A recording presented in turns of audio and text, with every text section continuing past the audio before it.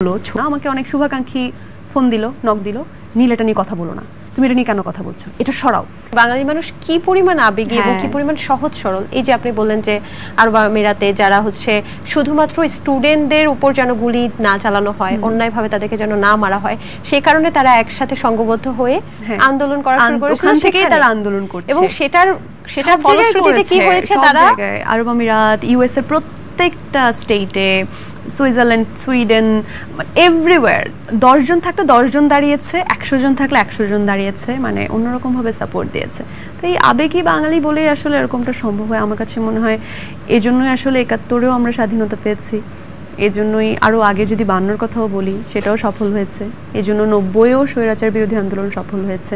36 জুলাইয়ের পর উপস্থাপিকা হিসেবে আপনার বাক স্বাধীনতা ফিরে এসছে, এটা আমি কীভাবে বলবো জানি না, এটা আমার ব্যক্তিগতভাবে আমার বলাটা কি হবে আমি সেটাও জানি না, কারণ বেশিরভাগ মানুষ মনে করছে বাক স্বাধীনতা ফিরে এসেছে। আপনি কি মনে করছেন? বেশিরভাগ মানুষ মনে করছি, দেখো আমি ওই জন্য বলছি এটা একটু ট্রিকি, তা আমি একটু বুঝে শুনে বলতে চাই, কারণ আমি কিন্তু এই শুধু আন্দোলনের সময় বলি নাই।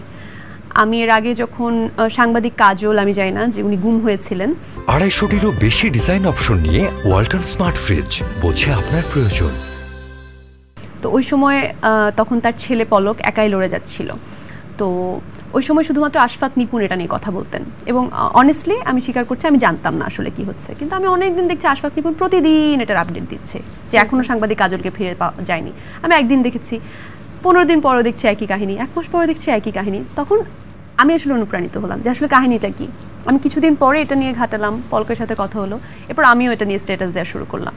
তখন অনেক শুভাকাঙ্ক্ষী, কোনো সরকার বা প্রশাসন, পুলিশ, কেউ না, আমাকে অনেক শুভাকাঙ্ক্ষী ফোন দিল, নক দিল, নীল এটা নিয়ে কথা বলো না, তুমি এটা নিয়ে কেন কথা বলছো, এটা সরাও। তো আমার খুব রাগ লেগেছে। এটা মানে কিন্তু বাক স্বাধীনতা নেই, আমি সেটা বুঝতে পেরেছি, কিন্তু আমার রাগ লেগেছে যে আপনি এটা কেন বলবেন, আমি তো একটা ভালো কথা বলছি, তো আপনি আমাকে এটা বলছেন মানেই তার মানে কি এইটা সত্যি যে আমার স্বাধীনতা নাই বলার? তো বলছে না দেখো পরিস্থিতি ভালো না, আমি তো এটা শুনবো না। কারণ আমি কেন এই কথা বলছি যে স্বাধীনতা ছিল কি ছিল না বাক স্বাধীনতা আমি জানি না, কারণ আমি মানিনি। আমার কাছে মনে হয় যেটা আপনার নিজের ইচ্ছা শক্তির উপর অনেকটা ডিপেন্ড করে। তার মানে 36 জুলাইয়ের আগেও আপনি স্বাধীনভাবে কথা বলে গেছেন, মানে আমি বলেছি, আমাকে শুভাকাঙ্ক্ষীরা বাধা দিয়েছে যে বলো না, ঝামেলা হতে পারে, কিন্তু আমি কিন্তু বলে গেছি, এবং আমি একটা ওয়েবিনারও করেছি। এখন আলহামদুলিল্লাহ আমার কিছু হয়নি। এরপরেও যখন এই যে কার্টুনিস্ট এবং লেখক যে কিশোর এবং মুশতাক, তাদেরকে নিয়ে যখন হলো, আমি তখনও কথা বলেছি, তখন আমি মেসেজ পেয়েছি, নীল রিমুভ দ্যাট স্টেটাস। বলে কেন?